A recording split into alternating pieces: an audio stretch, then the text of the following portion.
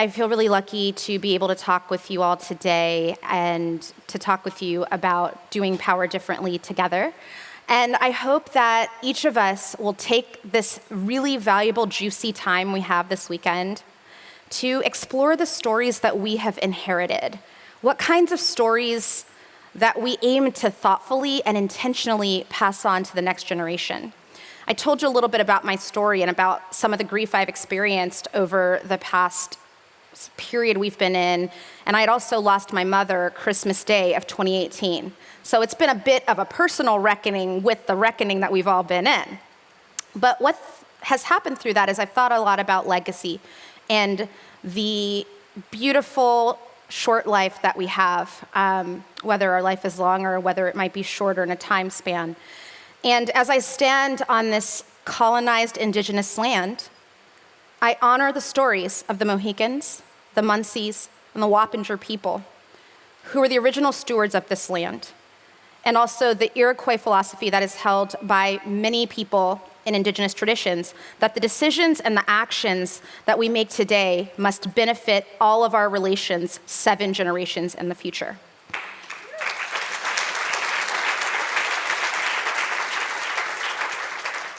In that spirit, I'd like to take a few minutes to share about why I believe specifically that the stories that we tell our children, will shape 7 generations into the future and beyond, and why I have chosen storytelling, specifically focused many of my books on younger readers. Because authoring and editing books is a way to heal the part of myself that didn't get to recognize myself in books as a 40-year-old, almost 41-year-old Black woman who didn't get to see bookshelves that look as diverse as they do now, and we need many, many more diverse books to even get close to where we need to be. Every time I edit or write a book, I ask myself, what will the stories the next generation will inherit say about us when we're gone? The reckoning I told you about led me to start asking these questions. Becoming officially middle-aged led me to ask these questions. You know, I'm kind of on the younger side of the look spectrum. Thank you, melanin. But it's really been a reckoning when I realized, 40. And when I had that conversation with myself, it made me think, there's a little bit more intention I'm thinking about how I walk in this world, what I speak, what I'm modeling to the next generation. If I talk to myself in a way that isn't honoring my experience as a woman and my power and my sovereignty, what does that say and what does that show the next generation? If I don't stand with a tall backbone, what does that say to the next generation? So that's why I write these books, and that's what I'm calling on you to contemplate by telling you my story and telling you about the books I write. I'm a Carolina-born girl. I was raised as an expat in Saudi Arabia. That's another talk and another story. But I came from a line of teachers, domestic workers, sharecroppers, moonshine makers, scholars, lawyers, fisherwomen, artists, and dreamers. And my mother would always just define those people as people who'd make a way out of no way. They would dream a better future than the one that was handed to us in the present. And so that family history of daring to speak up, asserting one's humanity at all costs, from the anti-lynching movement to the voter registration drives that my grandfather, who was born in 1911, led in Georgia and South Carolina, can you imagine?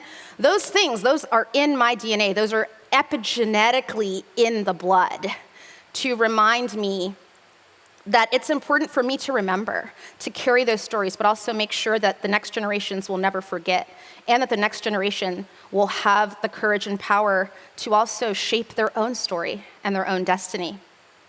I learned from these AME Zion foreparents whose activism had roots and deep roots in the church, that cherishing our long-held stories and cherishing the spirituals, which also carried our stories that my enslaved ancestors would sing as a means to communicate, to educate, to organize, and rebel in a quest for liberation, that storytelling is powerful. So powerful that the people who enslaved and harmed and violated my people didn't want us to learn how to read because they knew how powerful the book, the object, was. They knew that the book, the ability to read, the ability to hold knowledge was so powerful that it could move masses, that it could ignite change, and that it could lead to public conversations about why things should be different. So for those of you who might be asking yourselves, why did I come to Omega and this chick is up here talking about books? I'm just saying that for me, books are the intervention. Books are revolutionary. Books are builders of empathy. Books build bridges and not walls. And yes, there's a metaphor in that. So, what I want to say about that is that I grew up in good schools, but I learned a sort of monochromatic version of US-centric history. And I learned about the origins of feminism in that way, except for when I was inside my home, because my mama was a black feminist professor, so you know, she had to get my mind right, as they would say. And she made it a point to share books by and about black feminist women by blood or through spirit, my intellectual aunties, as she would call them. And those stories really allowed me to see myself and my community, the people who raised and nurtured me and encouraged me, mirrored within those pages. They showed me that I too could be a writer, that I too could be an editor. Toni Morrison, who sat as an executive editor at Random House, showed me that I could do both. And because of their stories, I am because they are Ubuntu. That's what they carried through their blood, and that's what they passed on to me. Through books, I learned early on about the importance of reading as a means of consciousness raising. I learned that some of the things I was hearing in the media about myself and my community, that those things were lies. But the inherent dignity, the ownership of our enoughness, our intactness, no matter what anyone said, that was what those pages showed me. And I learned that literature is transformative, and it holds the power to change hearts and minds, and to get revolutionaries to descend upon the streets in the name of justice. So that's why I wrote this book as feminist, because I want to write a love letter to the women who came before me and also to the next generation, an offering of consciousness, a vulnerable explanation and exploration of how those stories changed and shaped me, a truth-telling about the complexities of internalized depression and how I always wasn't at a point where I could fully accept the power that I hold, with love, no shame, and unapologetic humanity. I offered this book to the next generation to ask them to embrace the breaking of chains that no longer serve us, the undoing of toxic inheritances within and outside of our own ranks, even within feminism, and paving the way for a more expansive and evolved way of being and seeing and building with each other. Because although each of us came here carrying different inheritances and relationships to power and privilege and oppression, we are all linked by the reality that none of us is truly free unless we all are, as the late, great feminist Fannie Lou Hamer taught us. And this book as feminist is a thank you to the women who made it possible for me to be where I stand today, and also the song that I leave for the next generation when my time is up and I become an ancestor. And I hope they think through the words of my heart that were on those pages, that I did the best that I could, and anything I didn't do right, that they'll fix it. And so with that, I want to get down to some really important business here. And I heard the name of this person come up before, but I want to introduce you to someone who has given me a beautiful inheritance and has shared power so beautifully with me and many others and embodied the vision I had for this book. I'm honored to introduce the visionary and inimitable Elizabeth Lesser.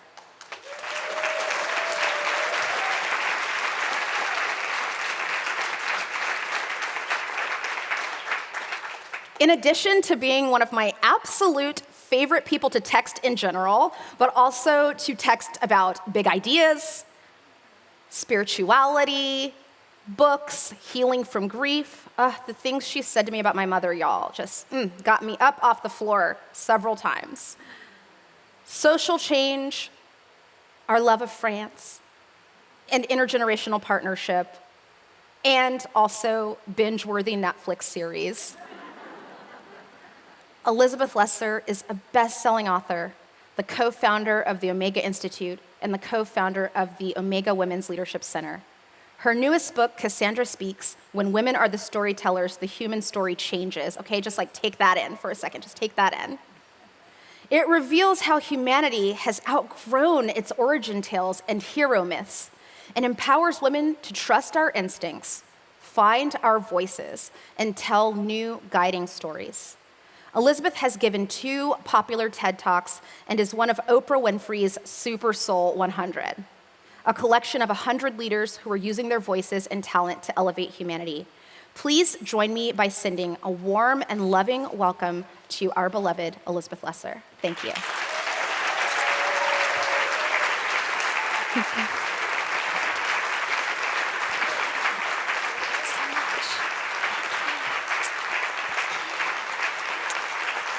Thank you, everyone.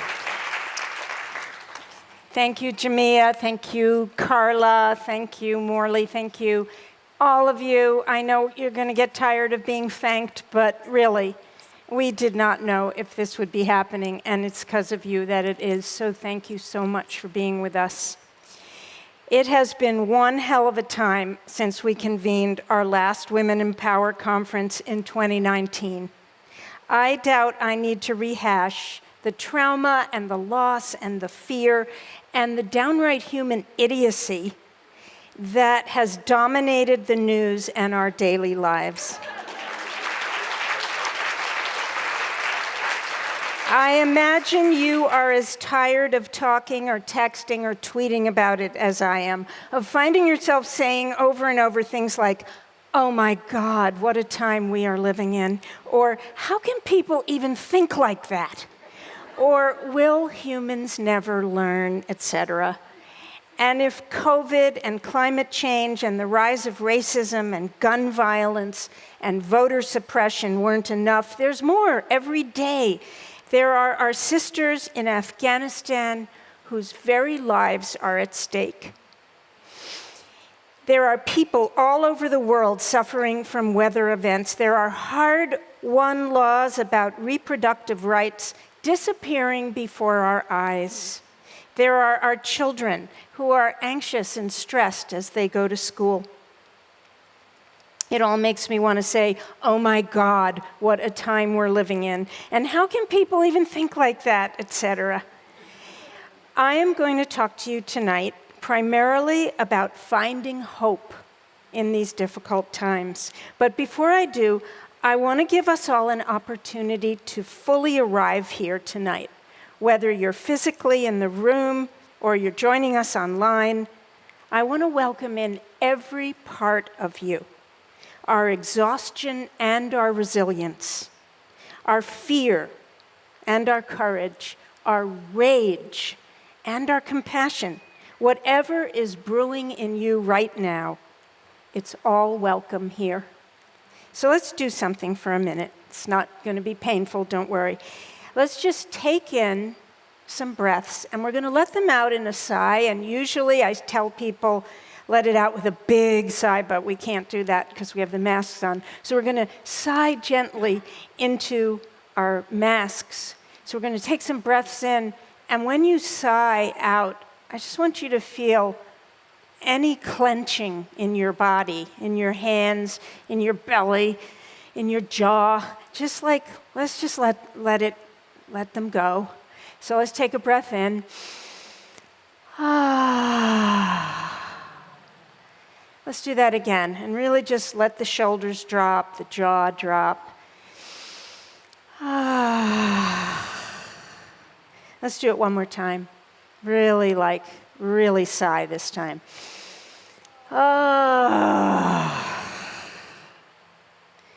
So I could probably end the talk now and that'd be enough, but I don't want us to go to bed yet. So instead, I want you to sit up straight. I want you to feel your back, like a straight back. The Buddhists call this posture the posture of fearlessness, strong back. So just feel your strong back. I call it the posture of dignity and authority. Feel that in yourself. When you have a strong back, then you can have a soft front.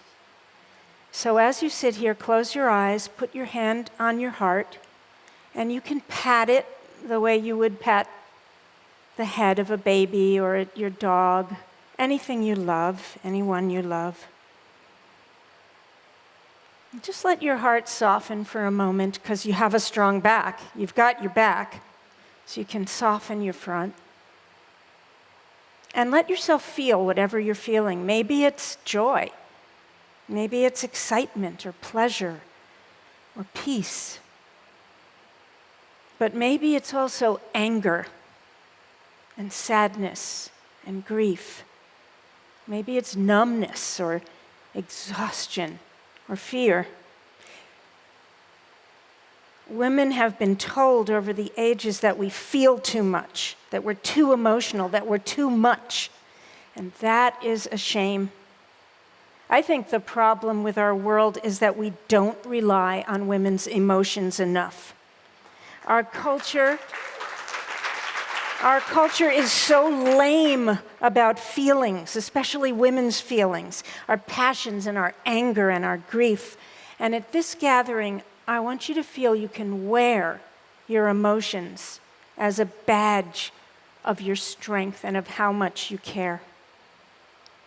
So, you can open your eyes if they're still closed. As I said, tonight I'm going to be talking to you about hope. Not as a Band-Aid or an escape or a smiley face plastered over the truth of these times, but hope as a power tool, as a way to harness the mighty forces of goodness that are also rising in our culture, our country, and our world. Things change so rapidly from day to day that we forget all about the positive movements and breakthroughs, and we focus instead on all the recent setbacks and breakdowns. There are signs of hope, and the ones that thrill me the most are the ones that point to the blossoming and the dreams and the work of women and of feminists of all stripes.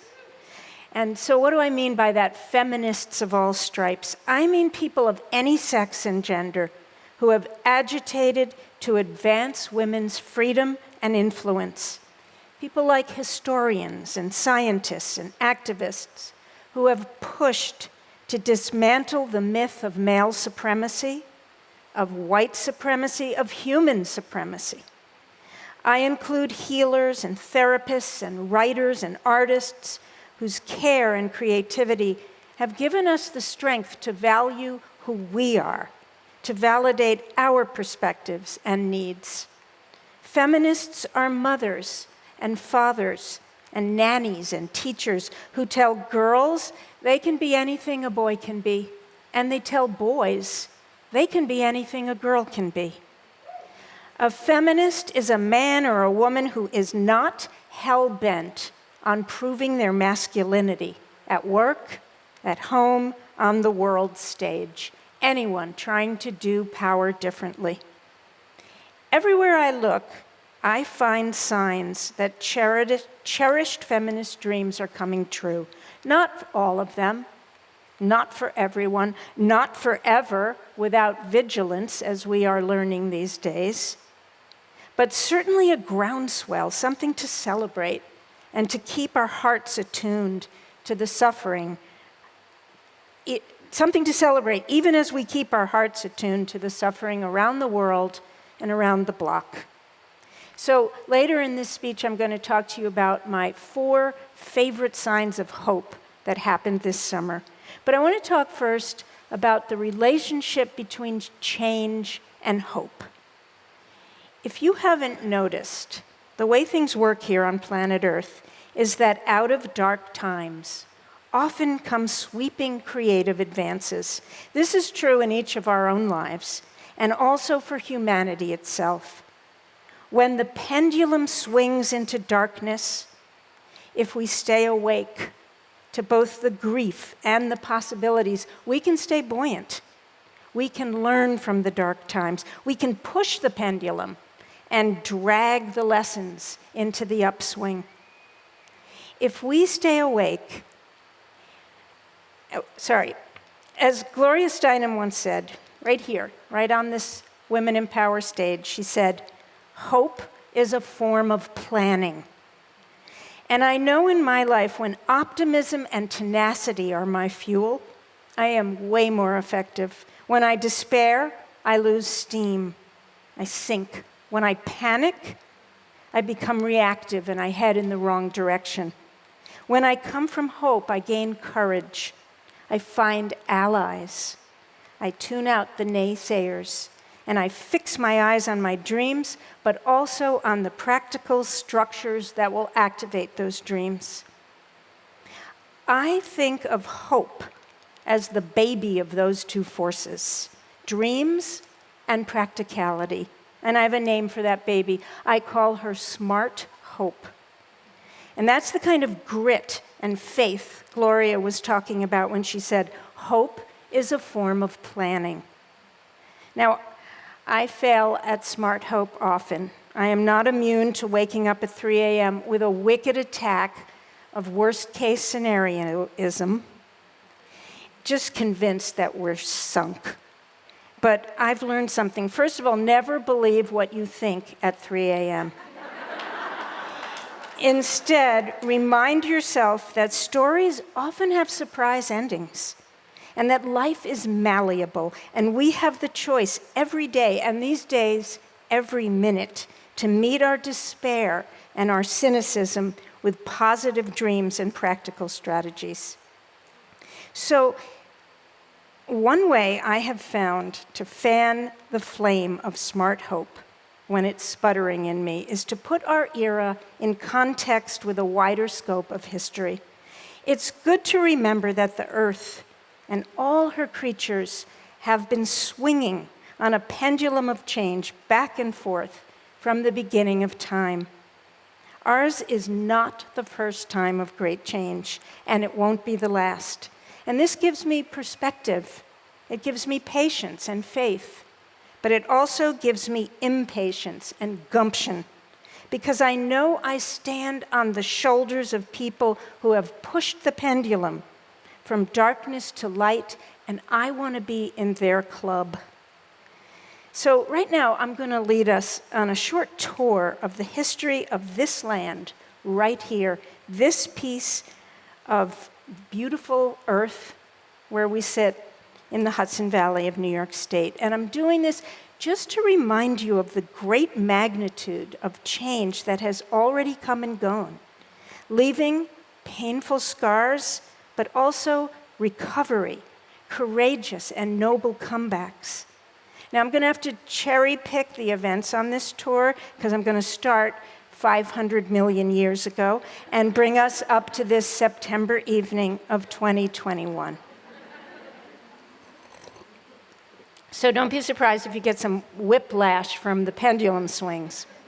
But I want to give you a visceral feeling of what it means to be a resident of planet Earth, a participant in the swings of history, a citizen of humanity, a woman with the power to nudge evolution toward our better angels. So let's travel back in time, but stay right here in this tent.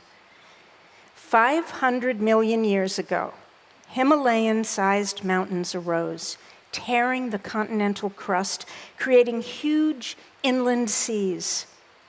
500 million years ago, that's where we would be sitting, in the middle of the sea. So imagine that water. It was here. And then millions of years later, the seas dried and filled with sediment, and forests grew, and dinosaurs roamed right outside this tent. And they were among the palm trees, dinosaurs and palm trees right here. Imagine them, they were here. Don't worry, they won't be here when you leave.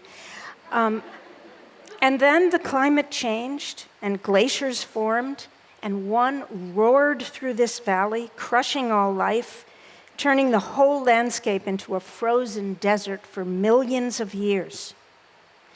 And slowly, 40,000 years ago, the last glacial advance scraped over this area. And when the ice retreated, it left behind a deep fjord that the first humans here called Mohicanatuck and what we call the Hudson River. 500 million years of massive pendulum swings created this delicately balanced, perfectly suited landscape and climate for human life. The first peoples came to this place about 10,000 years ago. They called themselves the river-dwelling Lenape, the mountain-dwelling Mohawk and Mohican, the Oneida, Cayuga, Onondaga, Seneca, the Iroquois Confederacy. Now, I'm not a romantic about any one group of people in any one era being the end-all and be-all of perfected humanness. But many members of that Iroquois Confederacy swung the pendulum of human behavior toward our best instincts and intelligences. Women in the Confederacy were powerful. Even though the men were the leaders, every decision had to pass through what they call the Clan Mothers' Council. So imagine the Lenape women of the Iroquois Confederacy sitting among us now, because they were here. Imagine them. And they're encouraging us right now to be the Clan Mothers' Council for our times, but not only that, to push the pendulum to the next level, to be the leaders. European people arrived here just a scant 400 years ago, escaping persecution and suffering in their native lands. The Dutch, the English, the French. Traveling up the Hudson River, they claimed this land as their own and built homes and towns and cities. And they decimated the Iroquois people, leaving a trail of loss, violence, and grief in this valley, swinging the pendulum into a darkness we have never properly felt nor atoned for. Feel their grief. It is still here. But the forces of change never stop moving, never stop swinging back and forth. And 244 years ago, on a September evening just like this one, right outside, American revolutionary soldiers marched on their way north to fight in the Battle of Saratoga. And as the early Americans gave birth to this new nation, some remembered the structures and laws of the Iroquois Confederacy, and they drew on that wisdom as they created the American Constitution, and they pushed the pendulum toward dreams of an enlightened society. And yet at the same time, the very same people intent on moving humanity forward engaged in the enslaving of fellow human beings. 5 miles down the road here, in the town of Rhinebeck, Philip Schuyler, the brother-in-law of Alexander Hamilton, owned a home. Schuyler's family was the largest owner of enslaved people in New York State. I actually rented an apartment in that rundown mansion years ago, knowing nothing of its history when I was a struggling single mother. Now, knowing what I do, I close my eyes and I imagine that house and the long, dark hallways and the painful legacy I always felt within its walls. Imagine the enslaved. They were here.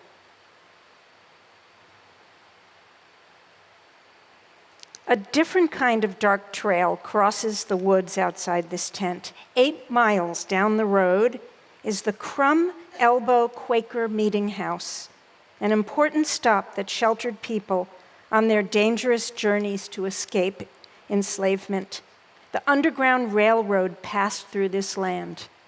Travelers would move on foot at night, walking between 10 and 20 miles to the next station where they would rest and eat, hiding in barns and out-of-the-way woods, like the woods right outside here. Imagine them right now, walking quietly in the dark, pushing the pendulum toward justice. They were here.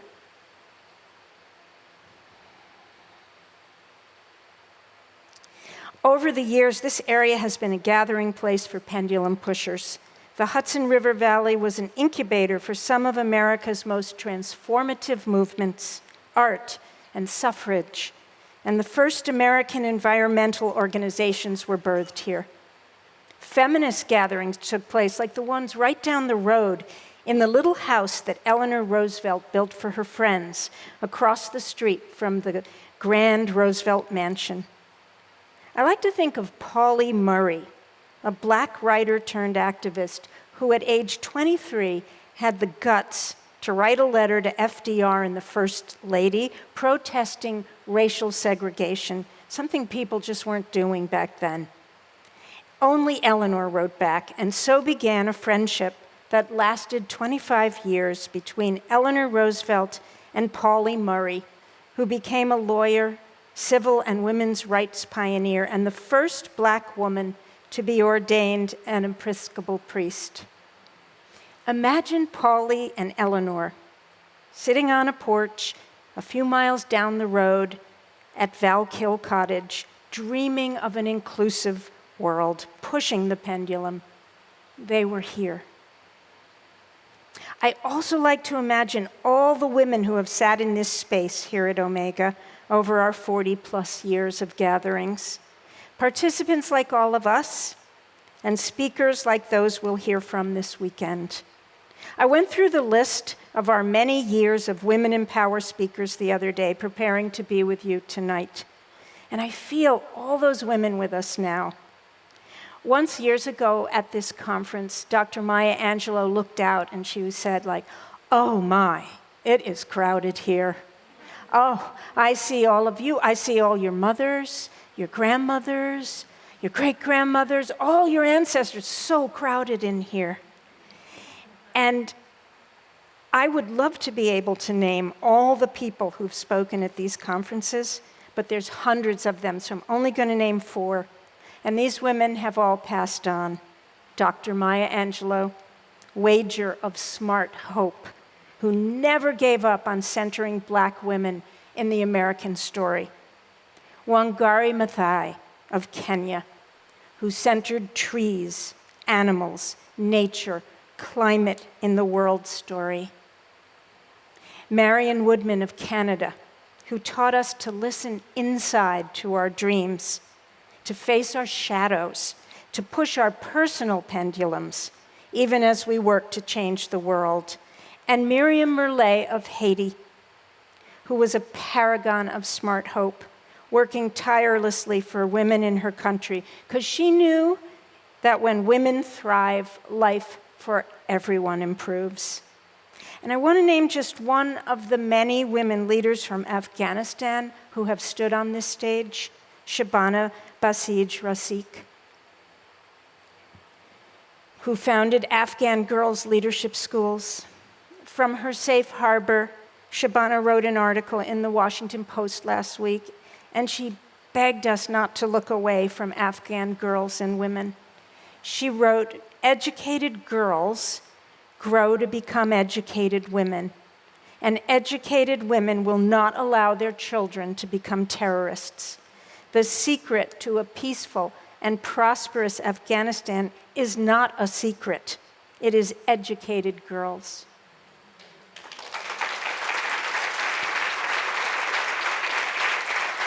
So I want to say to Shabana that we won't look away and that you are here with us. So now here we sit in the midst of our challenging times. We don't have to imagine the next pendulum nudgers because we are here. And everything others have done to help move their people through difficult times, we can do. We can find the strong center that holds inside of us so we can create a center that holds in the world. And we can raise our voices in ways that raise others up. We can feel all the despair, all the grief, even as we make smart hope our form of planning. So I said earlier I'd share with you a few of the things this summer that brightened me and emboldened me. So here they are. Number 1. Just a couple of weeks ago, right up the road in Albany, New York, a state government rife with domination and corruption tumbled and fell And that happened because of the courage of a few women to tell their truths, bolstered by years of activists coming forward and gaining traction for all of us. Today, as we sit here, thanks also to a bold investigation, New York's most powerful leader, our governor, is a woman, and she has committed herself to doing power differently, and we have to hold her to it.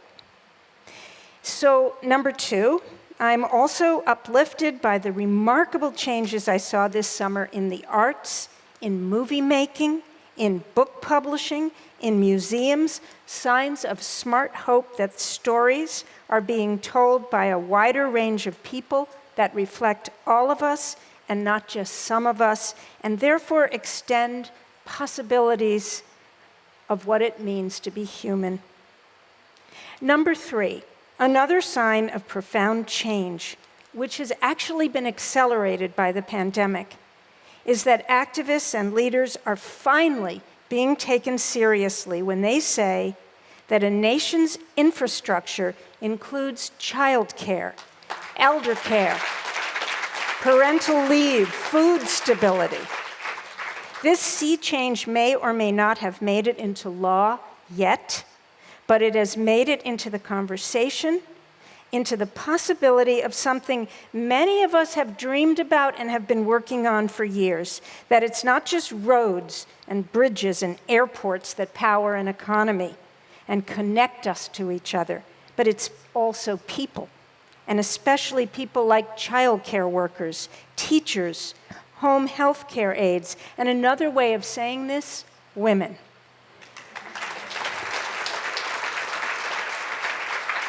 So here's my fourth sign of hope, my last one. In July, I turned my attention to the Summer Olympics. Now, at first, this was a diversionary tactic, so I'd stop watching the news all the time. But quickly, it became my favorite source of hope.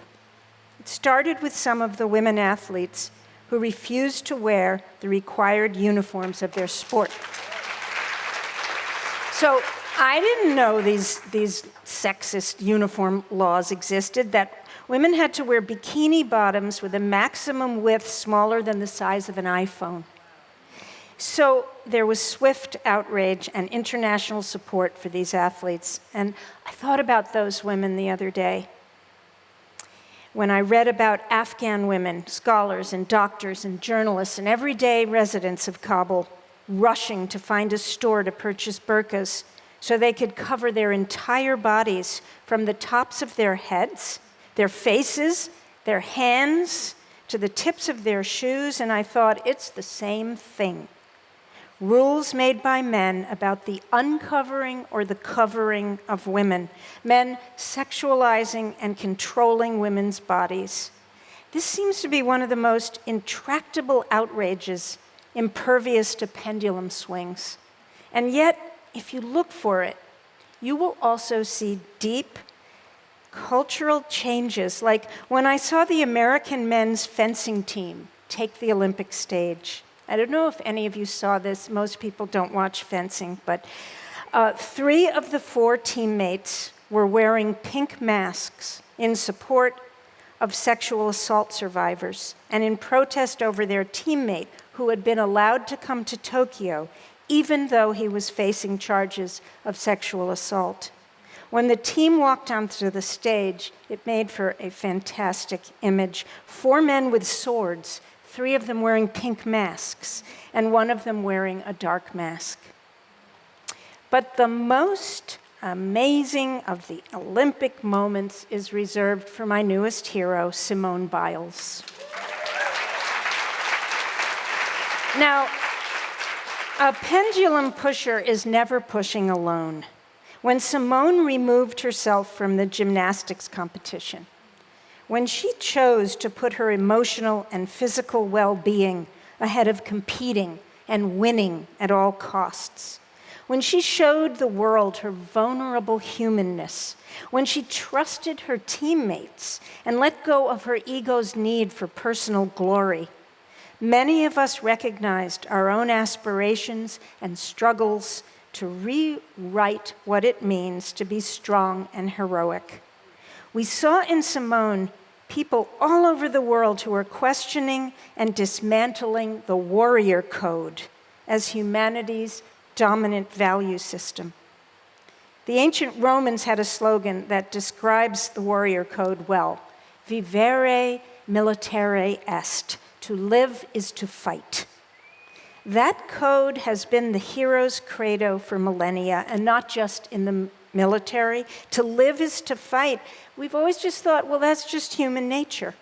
But actually, it is just one part of human nature, and it's not usually the most noble one either. Simone Biles showed us a different value system, a more well-rounded, caring vision of a noble hero. I'm going to get back to Simone in a moment, but I want to share some research that when I read about it a few years ago, I was dumbfounded. I had never heard about it before, and I'm wondering if any of you have heard about this. In 1930, a clinical psychologist, Dr. Walter Cannon, was the chairman of his department at Harvard Medical School. He was interested in how humans reacted under stress and conflict.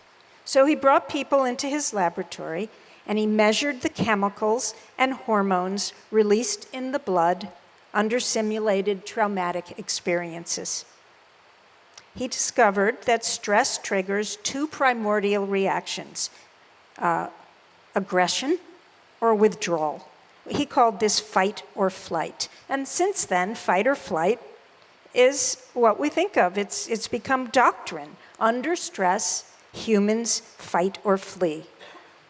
Well, in 2002, 70 years after Cannon's experiment, Dr. Shelley Taylor, a clinical psychologist at UCLA, noticed something interesting. The people Dr. Cannon had brought into his labs and done the experiments on were all men. Now, this wasn't unusual. Female subjects have historically been excluded from medical research, and this has had grave consequences for women who respond differently to all kinds of conditions like heart disease and Alzheimer's and lung cancer. Taylor's team wondered if men and women respond differently to stress. In her book, The Tending Instinct, she writes, early studies on the human stress response were done by men on male participants to explore arguably male scenarios from a male perspective. The dominant metaphor, fight or flight, represents the threatening social landscape as a solitary kill or be killed world. So she and her team brought women into the research labs and repeated the earlier studies. And they discovered that fight or flight was not the only response that humans have to stress and conflict. Different chemicals, different hormones were released in women. And their studies revealed that under stress, women may sometimes have a fight or flight response, but their primary reaction to stressful conflictual events was to care, connect, and communicate. Dr. Taylor came up with the phrase, tend and befriend. Excuse me, I just have to do that. Hope that works. So she came up with the phrase, tend and befriend, to describe how women offer care, seek emotional connectivity, and create circles of belonging to deal with personal and collective trauma. She writes, befriending rather than fighting is the primary gender difference in adult human behavioral responses to stress.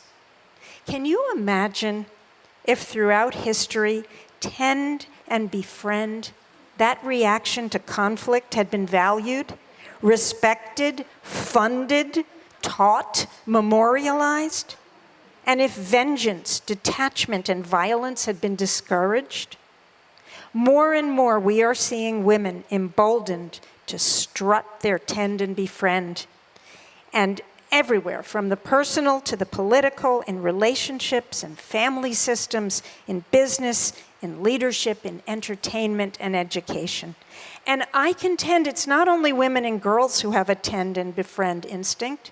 Boys and men do too, if allowed to put down the shame of not always living up to the warrior code and encouraged to develop their full selves. It may seem that fight or flight is too deeply entrenched in men and in our culture, but I'm an evolutionary optimist.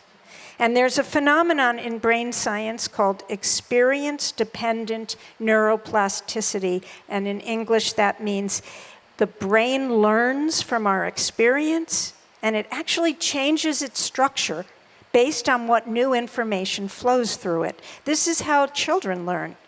And neuroscientists are now proving that the brain remains pliable throughout our lives. And research shows that even after a stroke or another brain trauma, the brain can reorganize itself with intention and help and create new neural pathways.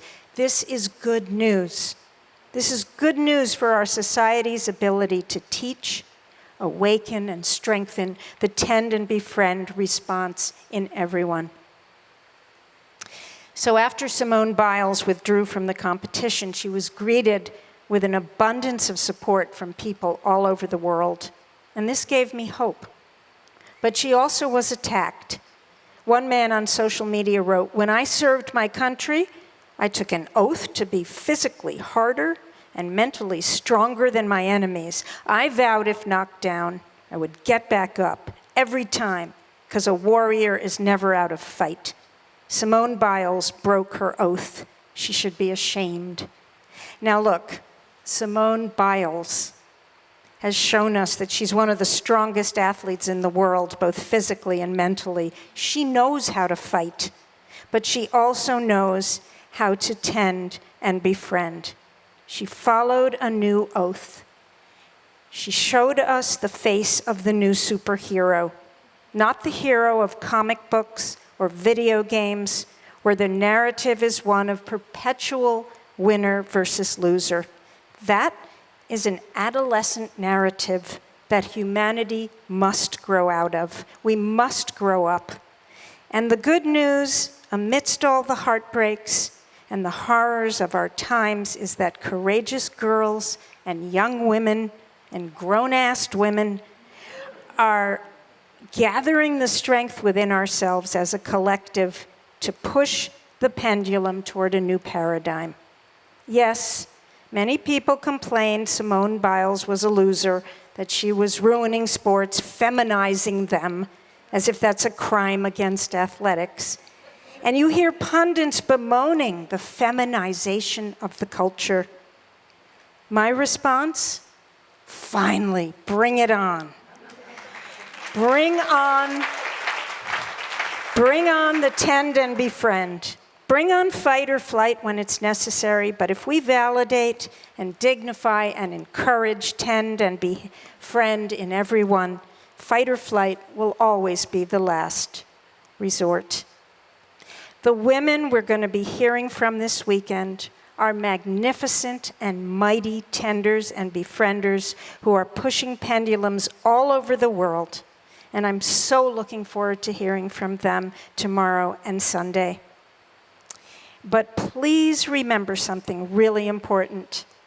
The people who can inspire and bolster you just as much as those on the stage are sitting all around you. So take a look right now to your right. See everybody? Look to your left. Look behind you. Look in front of you.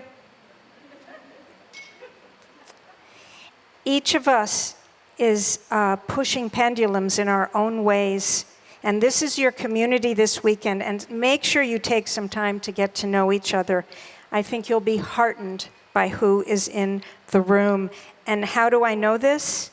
You would not have had the grit to get yourself here if you weren't someone really worth knowing. So please get to know each other. And remember, anytime during the weekend you feel overwhelmed by what you're hearing, you can just straighten your back and know your strength. And you can put your hand on your heart and you can feel all the feels and be proud of your capacity to empathize and communicate and love. So this strong back, soft front, I just want you to remember it throughout the weekend. And as you are here, I want you to think of how Dr. Angelo said, how it's so crowded in here. And right now, just feel your long line of ancestors. Think of their times and their struggles and how they rose to meet their changes.